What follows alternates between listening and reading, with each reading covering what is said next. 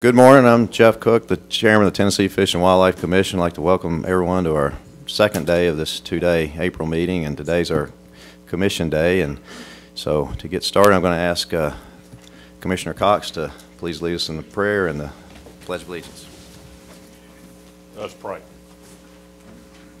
Lord, we come to you today on this beautiful day you've given us to work with this agency and try to do our best to manage the wildlife. It's an incredible responsibility, but a joy to work with such wonderful people with our agency. We ask you to continue to bless them and give the commission the knowledge that we need to make good decisions. We ask you to bless our armed forces and bless the United States of America. All these things we ask in Jesus' name. Amen. I pledge allegiance to the flag of the United States of America and to the republic for which it stands, one nation, under God, indivisible, with liberty and justice for all.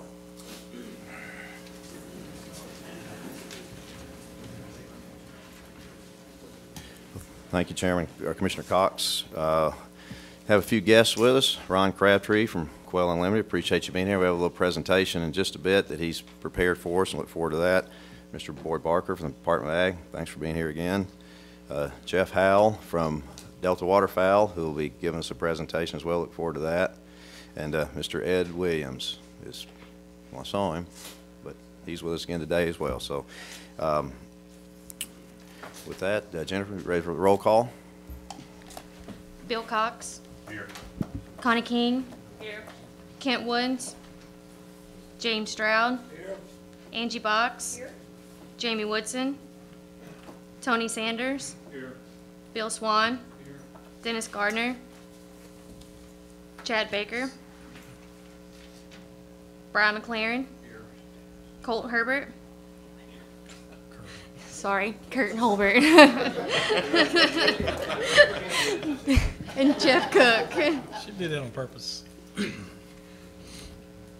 Chairman, we have a quorum. Thank you, Jennifer. And we received our minutes, and I'm sure everyone read them. And do I have a motion for approval? Second? All in favor, or any discussion on the minutes? All in favor, say aye. Aye. Any opposed? No? Okay, thank you. They're approved.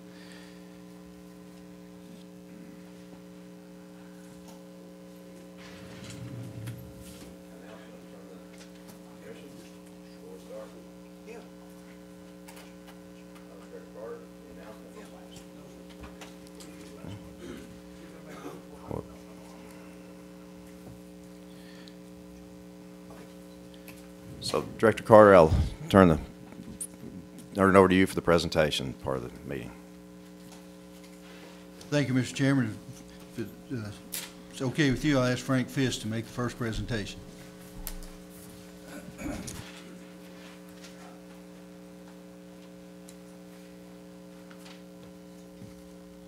morning, Chairman, Commission.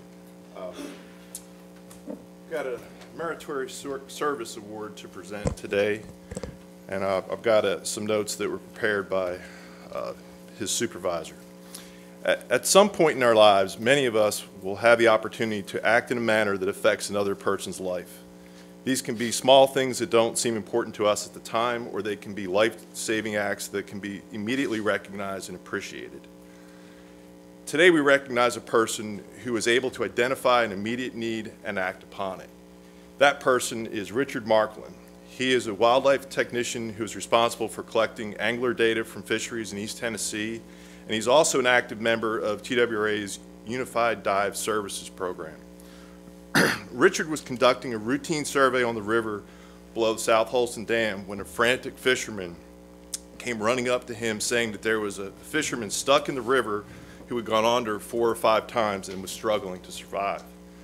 Richard immediately shed his coat and waders, sprinted downstream 200 yards across the river and then upstream to reach the man who was stuck on underwater ledges that were angling towards the shoreline. The exhausted victim was in shoulder-deep water trying to stand but repeatedly falling underwater. Richard and another man waded into the river, and pulled the drowning man to the shoreline where he was able to get into warm clothes and recover. The action that Richard took that day is just one example of his commitment to serving the public and our country. He is a veteran and a U.S. Army Ranger serving a tour in the Middle East. His career with the agency has been exemplary in every way and has strived to assist his fellow agency employees and the public to the best of his ability. Public service runs in his family, as his father served and his sister is still serving in law enforcement capacities in East Tennessee. We are grateful for the contributions and sacrifice that they have made for their communities. So Richard, we are honored today to present you this Meritorious Service Award for your selfless actions on the river, your commitment to public service, and your service to our country and state. Thank you.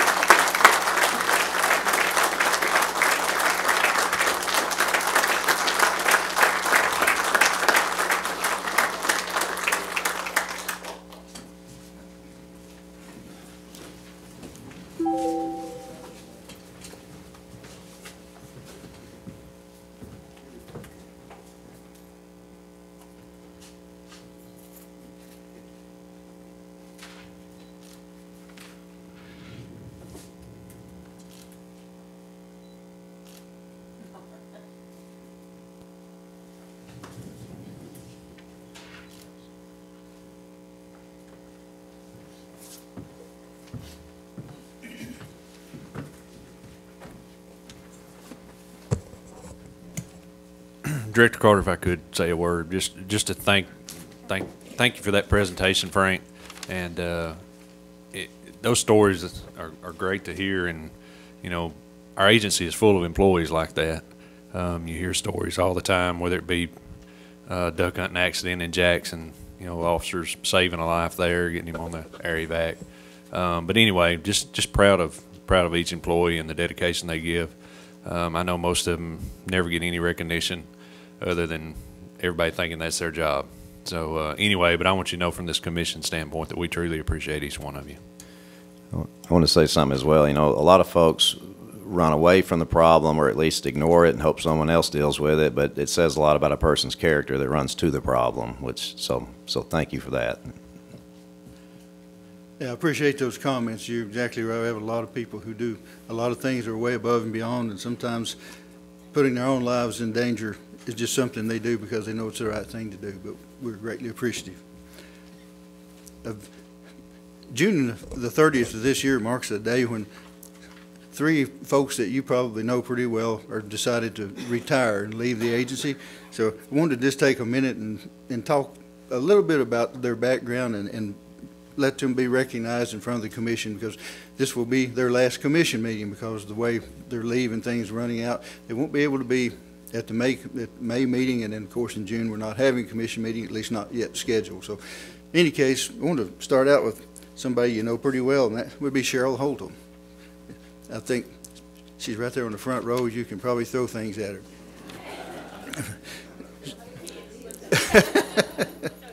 Well, Sheryl started her career with the agency in 1989 as an attorney too, working under, at that time, our General Counsel Brooks Garland, and she's been with the agency now for 30 years, ending up at the end of this June. Really proud of all the things that Sheryl's done. She's certainly kept me out of trouble a lot of times and helped me when we needed advice on any number of things, from civil matters to criminal matters, all the things that we do contractually and all those things that her and the legal staff have put together, a whole legacy of things that I hope we continue to follow as we go forward. So certainly wishing Sheryl the best, but she's actually, before that, was, when she got out of law school, was clerking for the Robert Cooper, Justice Cooper, I guess, who was on the state Supreme Court. So that's where she began her career before she came to wildlife. And like the rest of us, every day is a learning experience, and she's learned very well. So Sheryl, if you don't mind coming up, we want to just recognize you. And I think I recognize you. You look like yourself.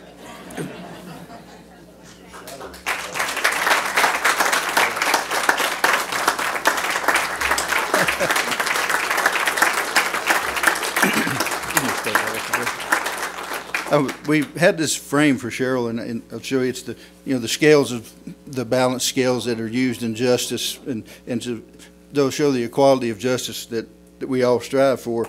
And it's a very simple thing at the bottom. It just says, from your TWRA family who appreciate your balance of laughter, professionalism, and friendship. So.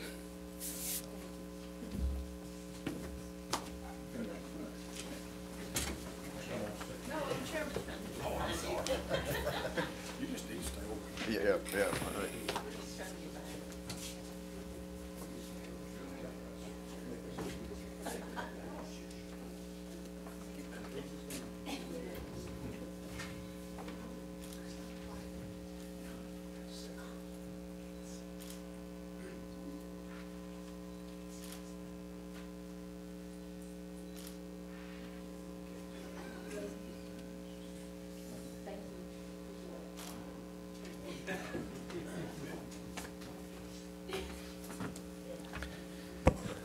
So the first day of our orientation, it was like drinking from a fire hose. And I immediately realized that Sheryl is the person I need to talk to a whole lot. And so for the first few months, I wore her out. So thank you so much for all your help to get me started. And as I told her the other day, I said, it's a great day for her. I'm very excited, but sad day for us. But congratulations, and thanks for all you've done, especially to help me. I'll second that, Sheryl, to the biggest race fan I know, by the way. You go to a race and she's there, you don't talk to her. It's like...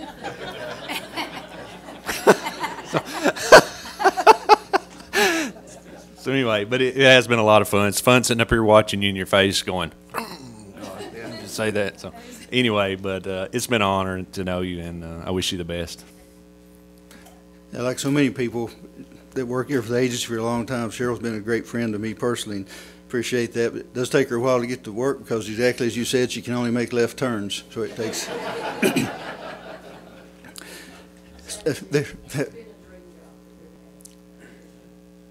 Well, we hope you won't be a stranger, even though I know she's trying to move to a warmer climate, so we'll see. But so many people in the agency, sometimes a family member will also be a part of what we do. And in this case, Raleigh is Sheryl's husband, and has worked here in the agency beginning his career after he's retiring after 21 years, and he's a number of jobs, always in the Information Education Division, but as a graphic artist. And then he's also, just wanted to make sure you knew, the face behind the magazine. So every time the magazine comes out, at one time we had a person who did one of the jobs, the editor, and putting all the information together, and then later on Raleigh was helping with all that, and I said, boy, have I got a deal for you, Raleigh. How would you like to do both? And he said, okay. So for the last number of years, he's been both the editor, the publisher, the graphic artist, the design. So if you have anything in the magazine, Raleigh's had a hand in putting it there. And in those times where we've had a lot of things where we've made, I shouldn't say made fun of, where we've joked around with you all at retirement dinners and things where commissioners are going away, Raleigh's been a person that's been behind a lot of the silly stuff that we did.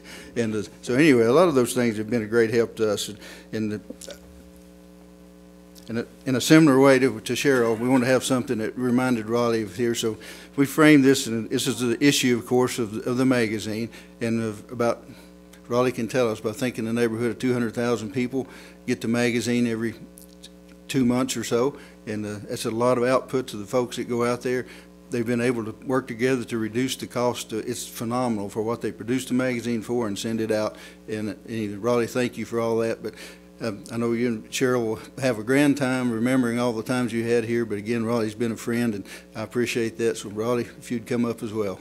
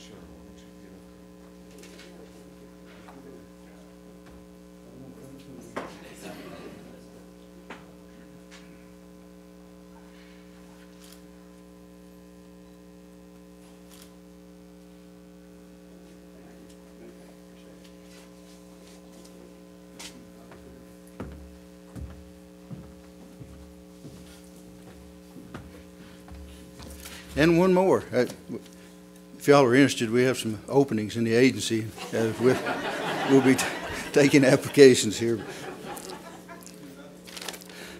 Next person I'd like to recognize is Rick Ferris, and y'all probably don't know Rick as well as you do Sheryl and Raleigh and some of the others, but Rick is our Chief of Human Resources.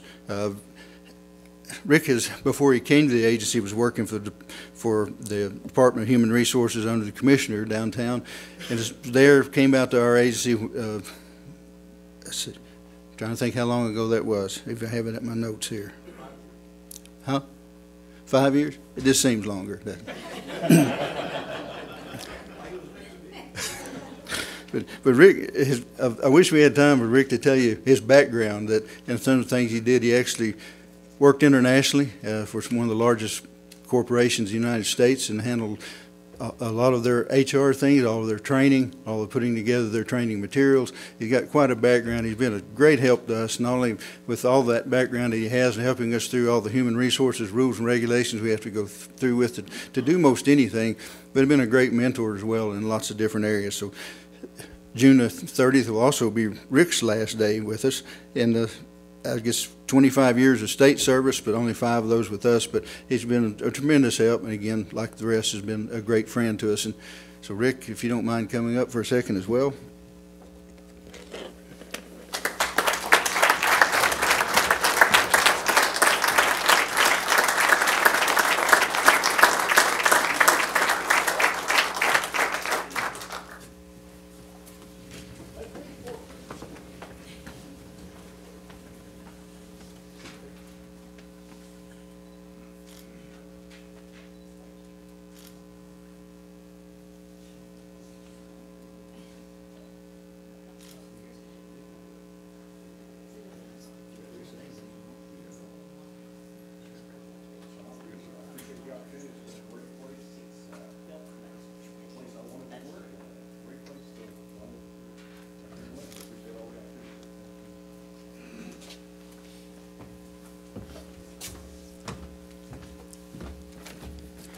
At our May meeting, we'd also like to honor John Mayer. John has been the regional manager in Region 3 for years. John's also retiring the end of June, so he'll be down to join us at the May meeting, and we'd like to take a little bit of time to do the same thing. But thank you, Mr. Chairman. We appreciate you helping us honor these employees who've meant so much to us.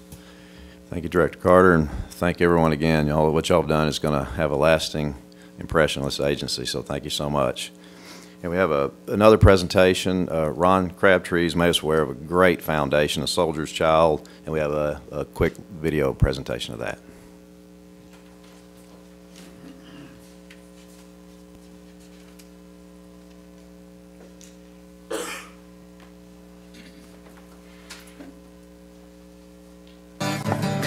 Around this campfire, the bond.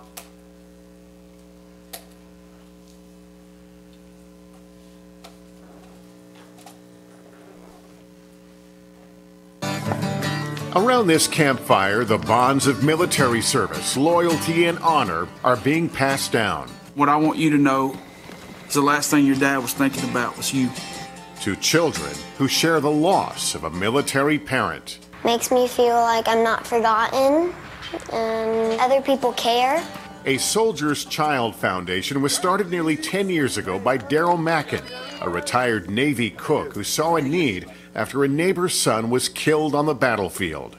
These are boys and girls who've lost a mom or dad during active military service. So it's any type of death. It could be combat-related, KIA, heart attack, stroke, training accident, suicide. I like them dangling around my neck because it's close to my heart, where I keep my dad. The charity maintains a schedule of outreach programs throughout the year, like this golf outing with veterans. The goal is simple, to let these kids know that despite losing a parent, they remain a part of a bigger family. Another guy from my team. I wanted to come because there's a lot of people like me, like myself, where they have gone through the same struggle I have without a dad. They need to know that America's behind them. And an outdoor adventure camp held recently in Tennessee. It makes you feel comforted that you're not the only one going through this situation. Loved. Definitely loved. It brings them together, and that's the magic. Empathy. Derek treats us like his own kid. he makes that hole in our heart full again. And in the spirit of the soldier's ethos, leave no man behind, here, no military child is left behind. Hey, NBC News fans, thanks for checking out our YouTube channel. Subscribe by clicking. Wow, that's a great program. Thank you for making us aware of that. Would you please come and tell us more about it?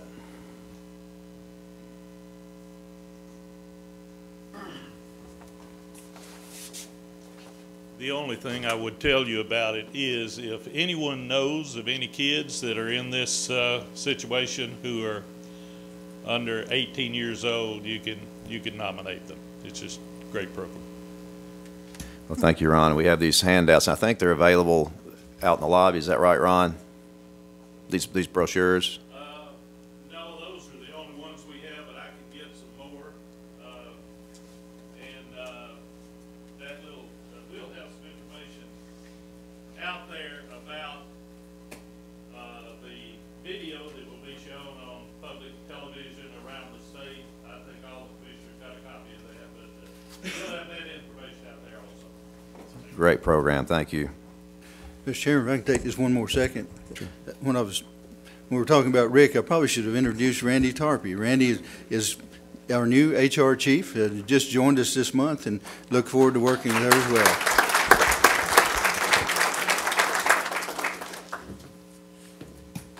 Thank you, Director Carter.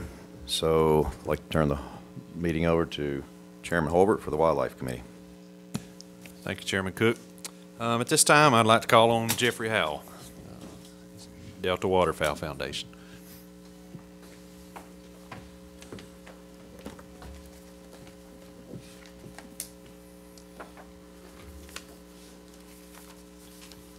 Well, that video really helps us keep our priorities in place, that last video, and we really, you know, a lot of this other stuff is can be minutia when we think about kids that have lost their parents, so that one tugged to the heartstrings. But my name is Jeff Howell with Delta Waterfowl. Thank you, Commissioner Holbert and Chairman Cook and Director Carter and Programs Leader Jamie Fedderson. It's a sincere privilege of mine and our organization to have worked with TWRA in the past and to work with such great organizations and collaborate with such great people. And I see that when you give awards to people that have been with the organization for 30 years, they tell you it's a dream job. So it's my privilege to come and present to you guys. I've got a PowerPoint I want to go through, but before that I want to make a couple of points. And at any time, please stop me for questions, thoughts, or anything. That's kind of how it's designed. I'll cover a lot of information very quickly, but again, thanks to everyone for having me. I've been a lifelong Tennessee resident of Memphis, as is my family. We've had the privilege of experiencing the hard work of the TWRA, the agency staff, and the commissioners for many decades. So we're lifelong hunters, started when I was 4 years old. So I'm very in tune with kind of what you do and have been a licensed buyer for many years. So again, thank you for having me. I'm going to read a couple of things before I get into the PowerPoint. And how I kind of got here, or we got back here, we had a relationship with TWRA from 06 to 08. Things kind of just, I don't know if they fizzled out or what, or there wasn't enough relationships, but we're hoping to re-engage that relationship with TWRA. And speaking with Jamie and a few of the commissioners over the last year, I indicated we'd be very privileged to present to the commission staff. And several of the commissioners have been long-standing personal supporters of Delta Waterfowl. But I felt it prudent and talked to Commissioner Cox that it'd be good to come and recap what we've done, where we're going, and what we'll be doing in the coming years. Delta is a 100-plus-year-old Delta Waterfowl Conservation Organization, making us the oldest waterfowl conservation group in North America. There's never been more momentum than there is right now for ducks, conservation, and Delta waterfowl. Tennessee has been and will be one of our most important states, helping to move the needle on waterfowl habitat and wetland work in the prairie pothole region, and we've never implemented more stuff than we have right now. I use the term sometimes when I talk about hunters, and we're lucky to be in Tennessee.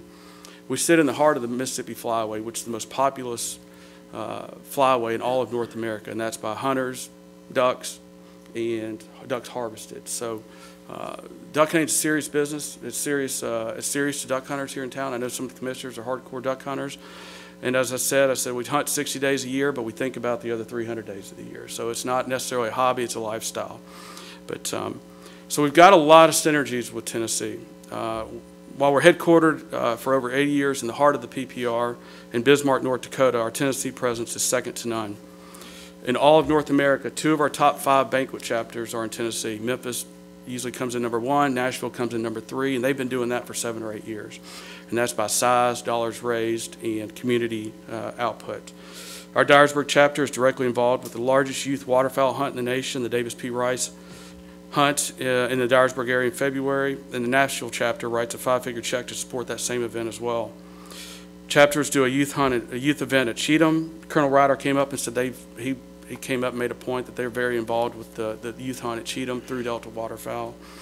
Their youth events are processed at Old Hickory, and the Cleveland chapter made several blinds on Hickory handicap accessible a few years ago.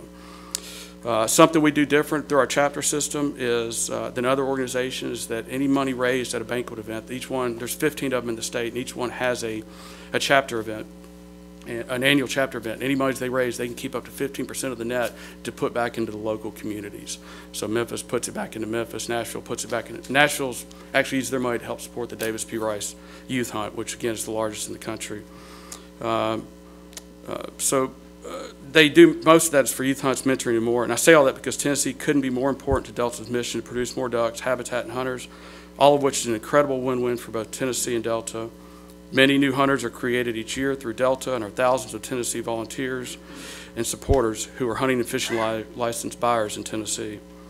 Because of Delta supporters and state leaders like Tennessee, duck numbers are at all-time high these last 5 years. Habitat continues to be preserved, and new and former hunters are being created all across the nation. Our habitat and production work in Canada and northern U.S. hit all-time highs in 17, and we've set records again for 18. As we speak, ducks are on the ground and breeding, and it's a beehive of activity in the prairie pothole region. So that's what's going on right now. Scott Morrison, who I don't think he's here today, but he's our regional director and handles all the events in Tennessee. So, and I think some of you know him. But one of the things that when I'm in a blind hunting with new hunters, and I'll say, and I don't know them, and I'll ask them, I say, do you know where your ducks come from? And they'll say, well, sure. They usually come from right over those trees. And there's usually a chuckle, and then we talk about, all right, do you really know where they come from? And we know that Tennessee hunters get to enjoy ducks that come from the prairie pothole region, which is 276,000 square miles, 176 million acres, where we have spent over 100 years on research, science, and programs for ducks. Delta is the world leader in duck production, and much of our work is done in Manitoba, North Dakota, and other prairie locations where most of your ducks come from. Tennessee duck hunters want 2 things, really 2 things. They want plenty of access and plenty of ducks. And you as commissioners, when answering for Tennessee hunters, can gladly say that Tennessee ducks come from those areas, and that the commission is making a tremendous impact on making sure of that. So I'm going to, the slides look long, but I promise they won't be. So then again, stop me with any questions. So let's go back here. So Delta's Waterfowl expanding commitment to ducks and duck hunters. My name is Jeff Howell.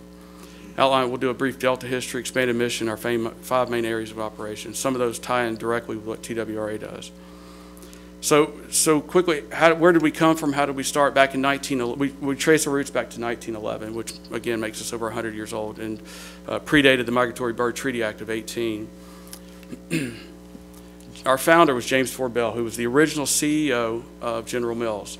He purchased 3,600 acres of the Delta Marsh on Lake Manitoba, which to this day is many consider the holy grail of duck hunting. We still work extensively up there. But James Bell bought this place, and it was still during the time of market hunting, when market hunters were still, you see old pictures of people standing in front of 1,000 ducks, punt guns and shooting ducks. And he realized he and his guests could not continue to shoot ducks without putting something back, that it wasn't an infinite resource. And he hosted dignitaries and celebrities and the movie stars of the time, and the kings of England. And there's pictures all over York Lodge and Kirkhofer up there. But the way Delta, and hence the name Delta Waterfowl, that's where it came from the Delta Marsh. But he came up with an ideology that we kind of still hold to today. And he said, for every duck me and my guests take, we want to put 2 ducks back. And by that way, we can keep this resource going. And he actually tried to create a hatchery and raise their own ducks and release them out into the marsh, which failed miserably, but that's how science works. There's a lot of trial and error before you get it right. So he brought in Aldo Leopold, who some of you will know, but he is known as the father of game management. There is no one that's more renowned than Aldo Leopold. And he brought him into the Delta Waterfowl and Wetland Research Station, which it became named in 1938, and said, all right, how do we figure this out? How do we put more ducks? How do we create or protect more habitat and create more ducks? Leopold brought in Al Hochbaum, who might be the second most famous waterfowl biologist of all time. And he worked on the Delta Marsh for Delta into the late 70s before he retired, and he has since passed away. So from 38 to the late 80s, we were purely a research organization, science, over 600 published scientific papers. We trained future waterfowl managers in the process, over 300 graduate students, and thousands of research techs. Why that's important, and it still is today, is PhD students, waterfowl biologists, master students, grad students. Right now there's hundreds of people up there working on the breeding grounds for us, coming through our programs. But those people go on to lead other conservation organizations like state agencies or work for state agencies or universities or other conservation organizations. So it's kind of a snowball effect. As we train these people, they come through our systems, it benefits all of us.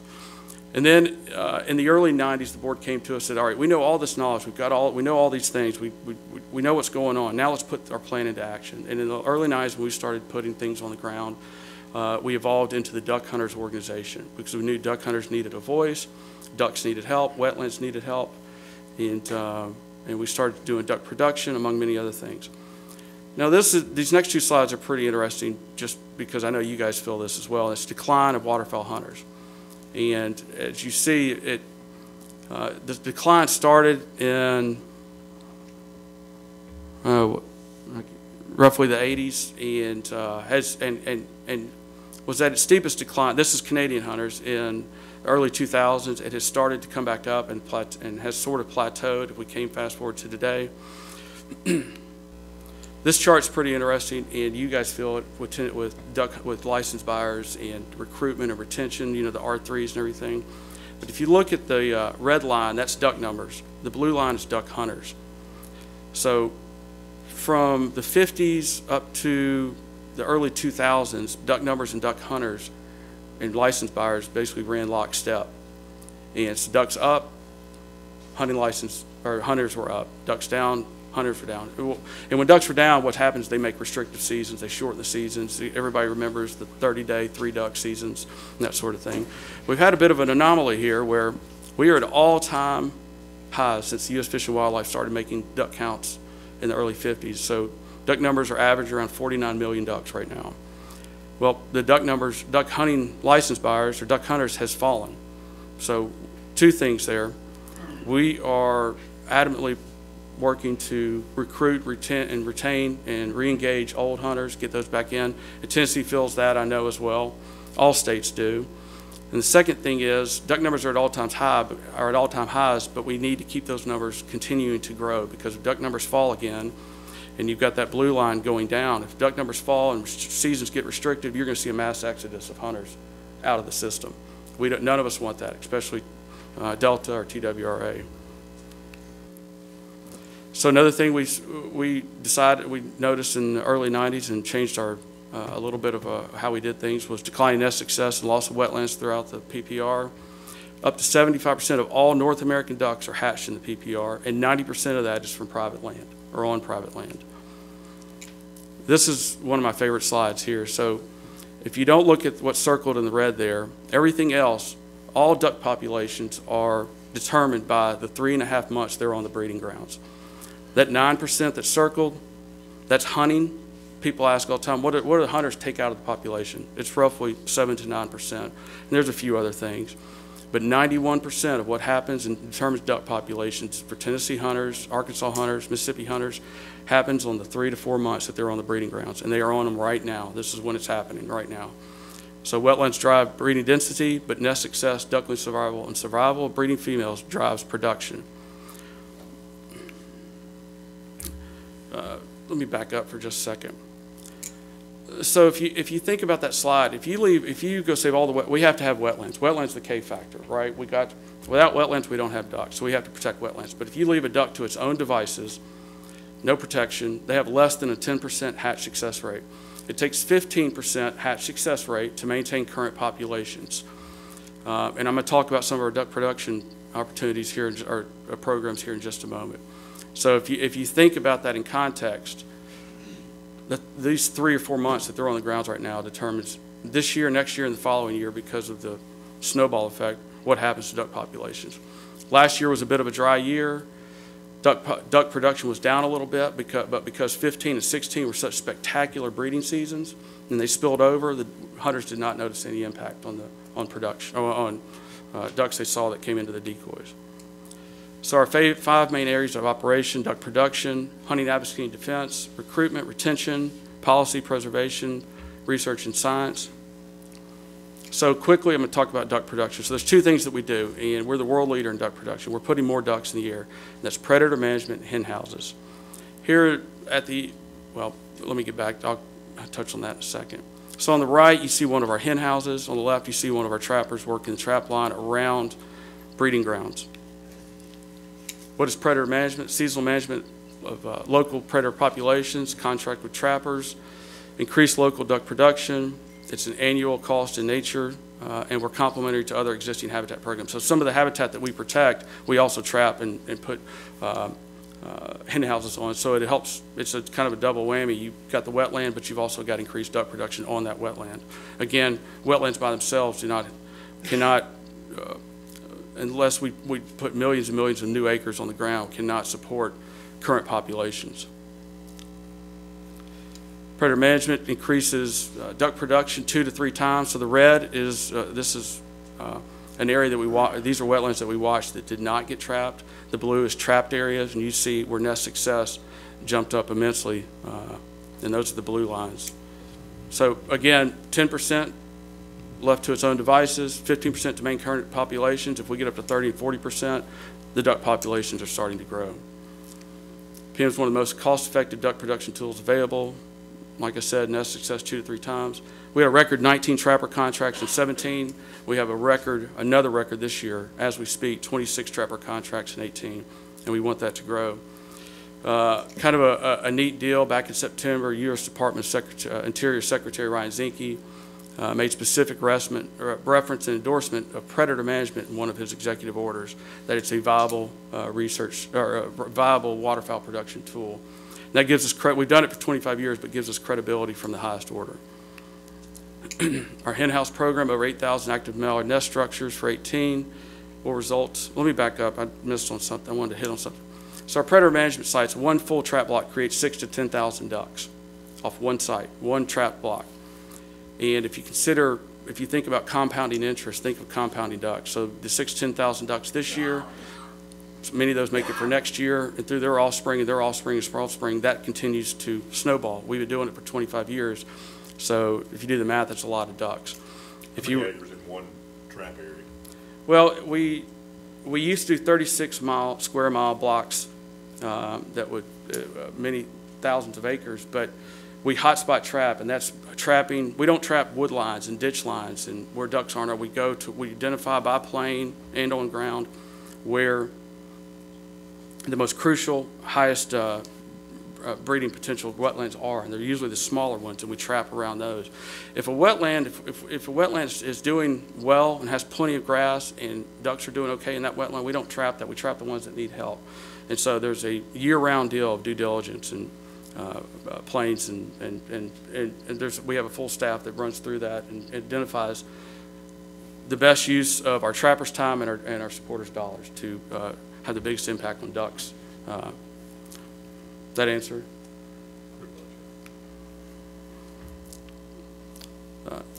Hen house. I know, Bill, you've mentioned this before, but if you were to nail down a cost per duck on our predator management sites, it's right around $7 a duck.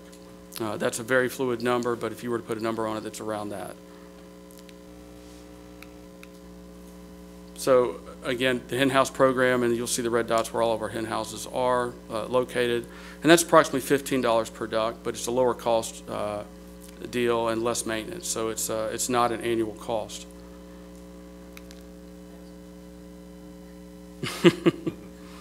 So this is nest success on our hen houses. Hen house nest success can jump up to 80% versus, and you see this control block here.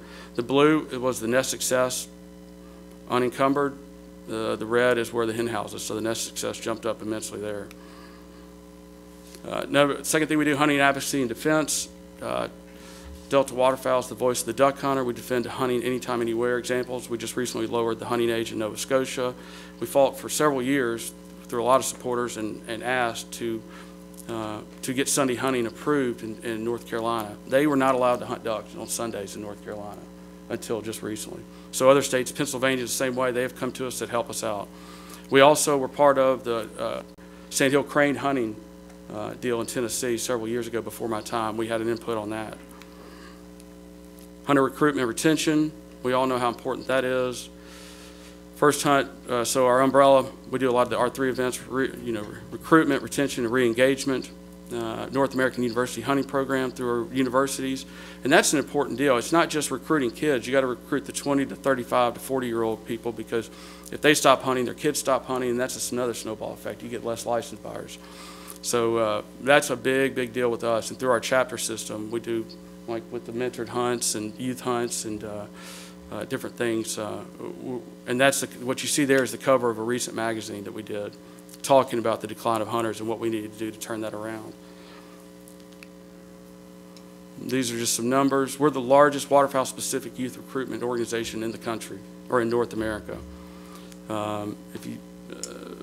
Since '03, over 1,100 first hunt chapter held events and over 56,000 participants, 37 states, 6 provinces.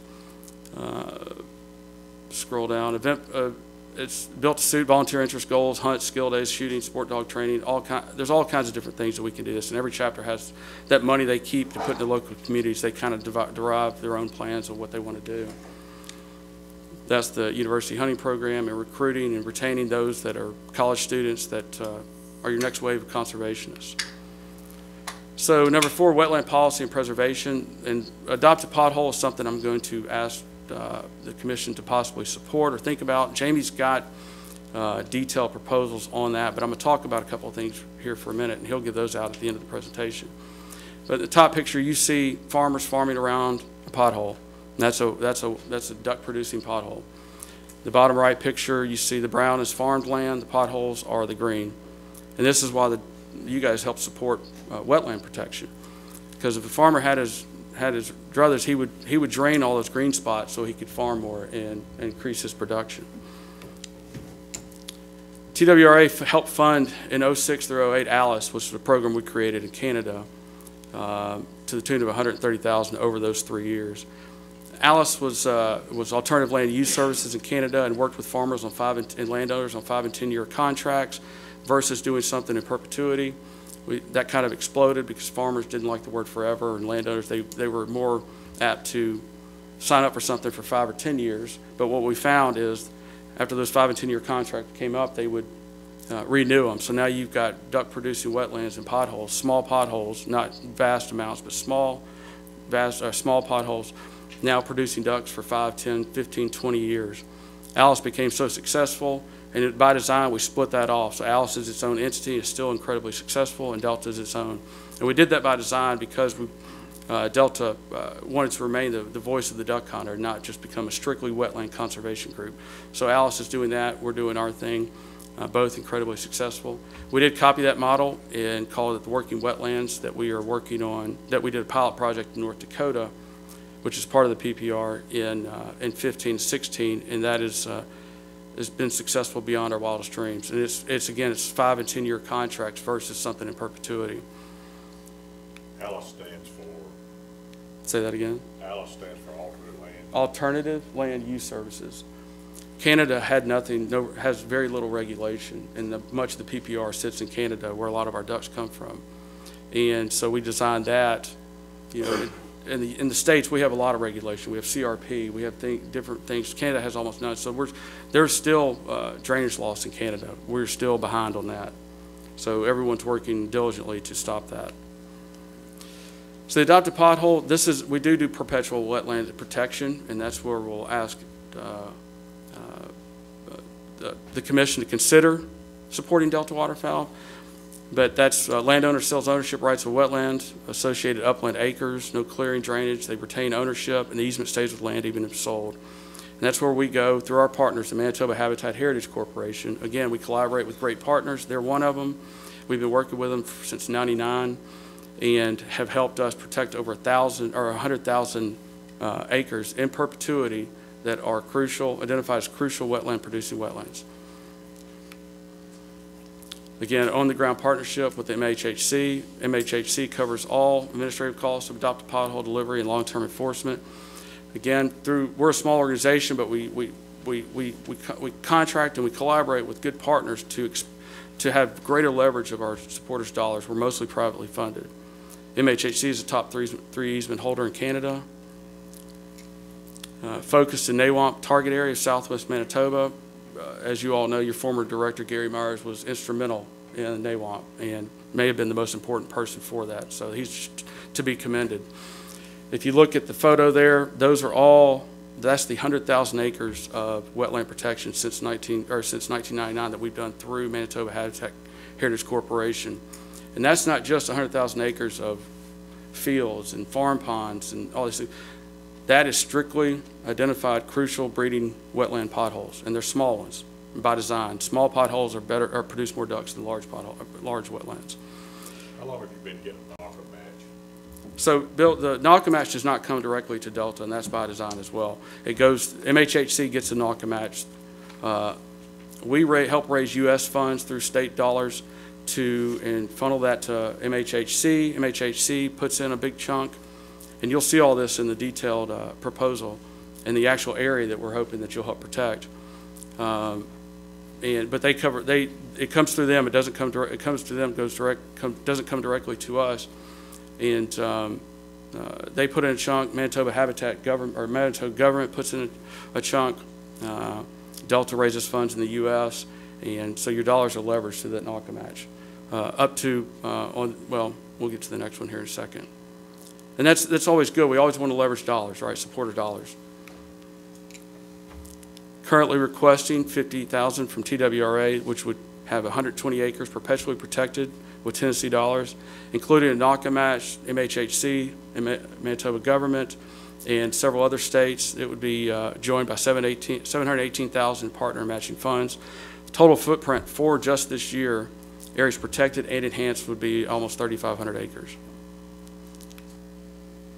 We can detail, we have detailed reporting, copies of the actual easements, landowner name, address, payment. You could leave here today and fly up there and step foot on the actual property that you will help protect. And all that is provided. So the fifth thing we do, research science, and this is our bread and butter, what we've done for over 100 years. Again, some of that stuff is what we've all talked about.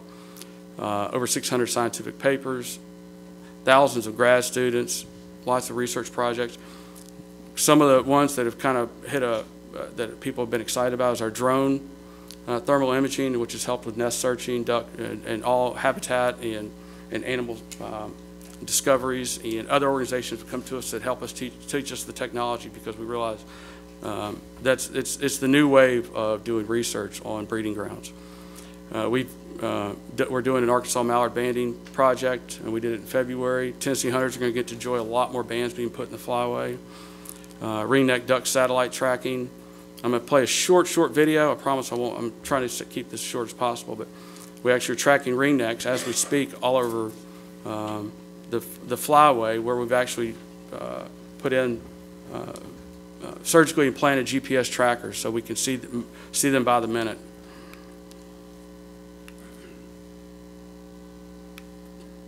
Paul, does that go? Yeah.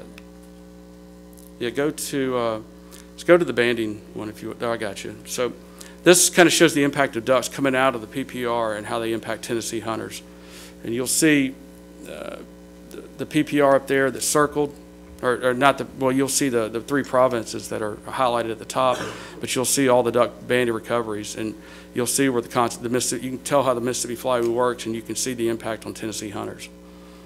So banding's always a neat deal. People love grabbing bands or getting bands, so it's a neat deal. So I'm going to play a video here in just a second, but one thing I'd also like the commission to consider, I've got the proposal, and Jamie's got several copies of it, copies for everyone, that I'd like you to consider for habitat, but also possibly consider doing something in duck production, predator management. Now, I have not detailed a proposal for that, but it's just something I want everyone to talk about, if you would, because there's no better tool than predator management, hen houses, intensive duck management that Delta's doing to put more ducks in the air now and for years to come. This is a short 2-minute video, but it's the 17 wrap-up. Paul, can we play that video?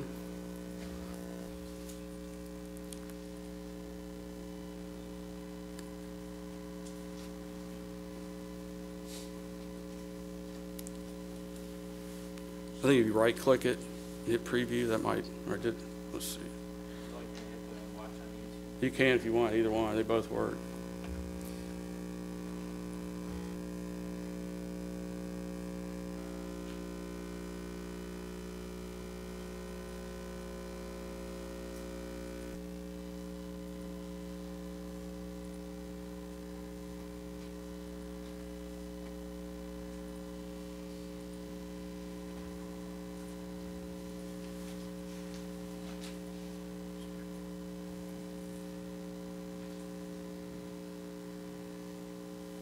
Anyway, while he's doing that, are there any questions or anybody, anything that, I was just going to ask for any questions, so I wasn't going to look at you, but Mr. Chairman. Jeff, thank you for the great presentation. I will say I'm biased. Any discussion of duck hunting is going to be a great presentation. There you go. There you go. And you guys need to be a bank, because if it costs you $7 to produce a duck, and James, what do we spend? About $1,000 a duck this year to harvest them. So that's an amazing inflation rate on ducks. But well, again, you know, you can't have one without the other. We got to have wetlands to have the ducks. So in collaboration, working on other properties and doing production. And again, I call it the modern golden age of duck hunting. Some hunters would argue that with me, but we've never seen greater duck numbers than we do right now. Mother Nature's undefeated, so that's the biggest. That's the biggest driver, whether we see them or not. So we've been a longtime supporter of Ducks Unlimited and continue to do so, and they're a great partner.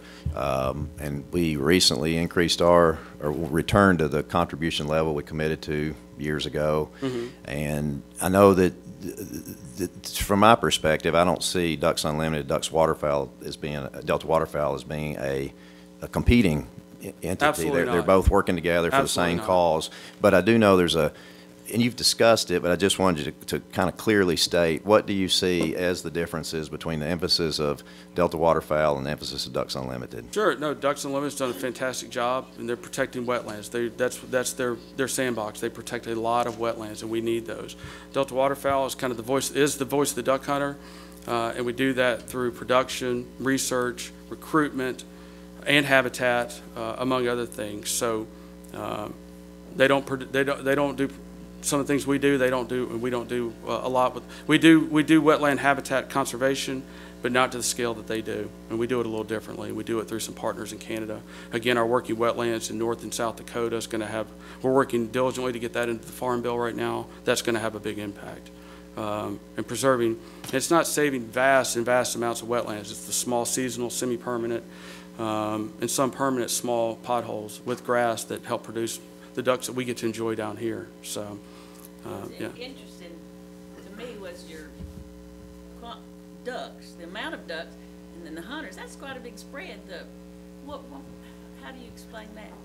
Why would we have a lot more ducks and a lot less hunters? Money? Let's like we said. Well, there's a lot of reasons, but people are so busy. And I blame cell phones a lot and technology. And I have a 22-year-old kid, and I can't get him off his cell phone or off his Xbox or off these other things. When I grew up, I spent all my time outdoors, so because we didn't have cell phones and all that sort of. Have as much opportunity. So opportunity. When I said earlier that Tennessee hunters want two things, all hunters want. They want more access, more ducks, right? So access is a tough deal, right? So hunting opportunity. If you've been to Reelfoot or Cheatham or Hickory and at 4 a.m. and had to be in line with all the other boats and had to compete with our duck lines. Sometimes people get discouraged and and they get busy in their lives, and that 35, 40-year-old that quits hunting and now his kids don't hunt. And it only takes a couple years for a dad and his kids not to hunt, and they're out, and then their kids are not hunting. So now you've got 2 generations, maybe 3 generations, not hunting, not buying licenses, and that happens pretty quickly. So the R3 is a big deal to us. It's not just kids. I mean, and that's why our university hunt's happening, and we'll do some hopefully with Tennessee universities, recruiting the college-age kid, the 30-year-old, the 40-year-old. So there's retainment as well. So. There's a myriad of reasons why people have gotten out to it. There's barriers of cost. It's not cheap to duck hunt usually. And if there's no access on public land, you've got to lease a place. You've got to buy 4-wheelers and guns and waiters. And if anybody's bought any of those recently, you know how costs are and stuff. So it's a whole topic. What's that? So there's probably a lot. I mean, like.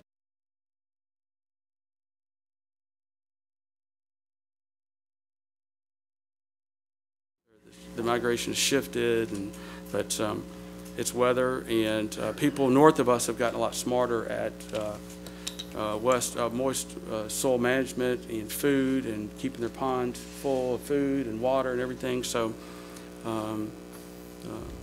limited access, cost of, it's a little more expensive, but and people are just distracted and busy with their lives and kids and everything. So and you look at I use the term like. Remember Cecil the lion, the dentist that went over to Africa and killed Cecil the lion, that pushed a lot of non-hunters into anti-hunting camps. So there's a lot of, we fight that as well too, because there's a lot of press now with social media and everything and hunting. So I'm not going to say there's an attack on hunting, but you see all the stuff going on with the NRA and everything. So it's all kind of snowballs together. So we don't want to look 10 years from now and look back and go, boy, we should have done it differently, because we don't want to hunting and TWRA and Delta and all of us to look completely different 10 years and maybe not exist, because there's a lot of pressures on what we do.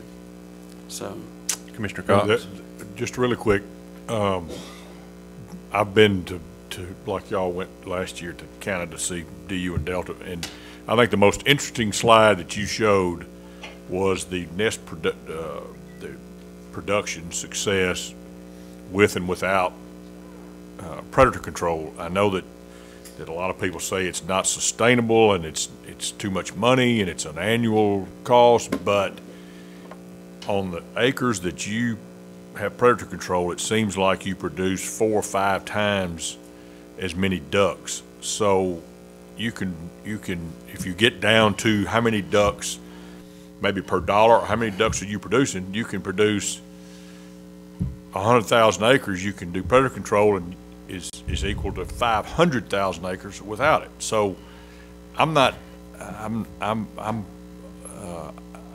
against the predator control. I like that. I've been up there and seen what they do, and it's pretty impressive. And those numbers are, they're a testimony to it. So. Yeah, Bill, there were several commissioners, and I don't know that other than Bill, that any that are still around, that it was before my time, that did travel up to the breeding grounds with Delta. I think it was up to the Devil's Lake, North Dakota area, if I'm not mistaken. But we've had other organizations approach us. We've done this for 25 years. And again, there was a lot of trial and error, and we've got it pretty buttoned down to where it's just, it's a fraction of the cost of what it takes to preserve a wetland. Wetlands are very, very expensive. This is very, very cheap. And is very, very productive. So there's a lot of fans. We've had quail forever, pheasants forever, Turk, NWTF, other organizations come to us, say, help. Our predator management obviously works. Zinke just came out and made reference to it. Help teach us some of the science and help us figure this out. So the overwhelming, almost I would call it 95% reason nests fail is predators. There's over a dozen predators and there's millions of them. So it's just that's why they struggle and have such a hard time. Not only do they kill the hen or eat the eggs, but they also kill the duckling. Sometimes the ducklings make it, and the ducklings still get killed. So there's all kinds of reasons, but some. Commissioner Cook or Mr. Chairman. I agree with Commissioner Cox about the predator control. I think that's an impressive data, and I think it makes a difference, and the data seems to show that. And I was just kidding about $1,000 a duck. I mean, it was a bad year. Yeah, it's more than that. Yeah. No, I mean, it was a bad year, but 2 years ago it was an amazing year. And I don't mean to anybody's thinking about duck hunting, don't be scared away by that. The whole process and just being there is wonderful, whether it's ducks or not. So I don't want to denigrate duck hunting. I consider us very, very lucky that we have the opportunity to duck hunt and go to a blind. With that in mind, we formally supported Delta Waterfowl, and I would like for us to figure a way to again support Delta Waterfowl. So, Chairman Holbert, could you please, to the Wildlife Committee, discuss that and see if we can't return to that? We'll do that and talk to our budget chairman, Mr. Tony Sanders, to see if we can't get that done. So Jamie's got those are the adopted pothole proposal. Again, while you're in sessions, consider the predator management too as well. But so I think both hand in hand work. So is the video? I'll get out of your hair. Paul's gonna run this video. It's just a quick 2-minute. It was the 17 wrap up, and then I'll be here for the rest of the meeting if any questions.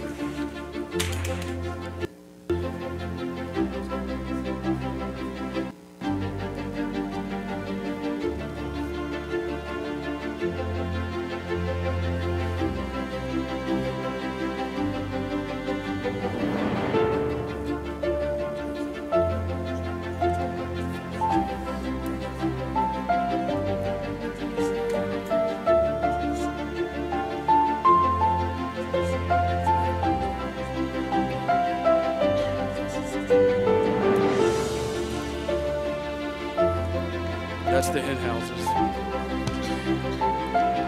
This is our working wetlands program in North Dakota. There's a hen house on that, so it's not only protecting the wetland, but also producing ducks through protecting ducks from predators.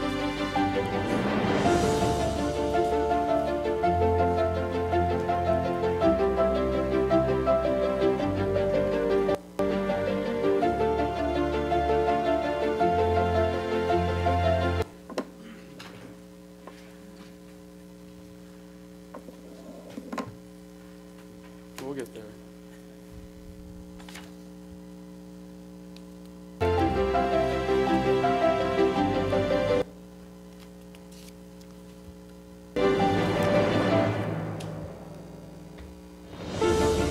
That's one of our drones over the top of guys that are nest searching. The drone found the nest, and then the searchers, the biologists went in and studied.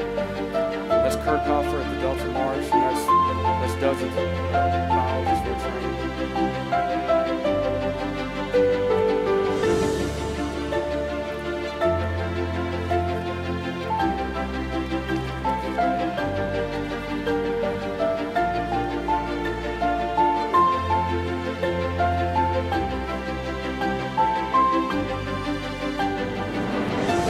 Transmitters and ring necks.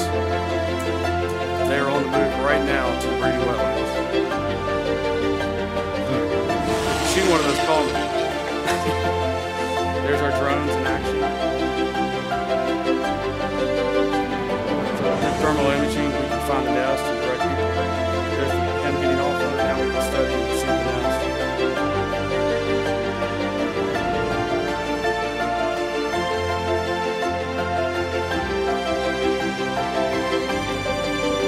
Thank you again, Commissioners. I appreciate the time. Right, thank you, Jeffrey. All right, Mr. Chairman. Thank you, Chairman Holbert. There's just one other thing on Wildlife Committee before we leave that, and we'll take a quick break after this as well. We discussed the air gun and air bows yesterday, and I meant to mention it yesterday and I forgot. That industry doesn't pay the federal excise tax that goes toward the Pittman-Robertson Fund. And so it's a little troubling that, all other gun manufacturers, sportsmen who use other guns are helping, are paying that tax and helping to support everything we do. So I'm a little concerned about approving a weapon that is not going to participate in supporting what we do. So, I think we need to consider, do we even support this if they're not going to participate, or at least do we do a 2-year sunset on the rule?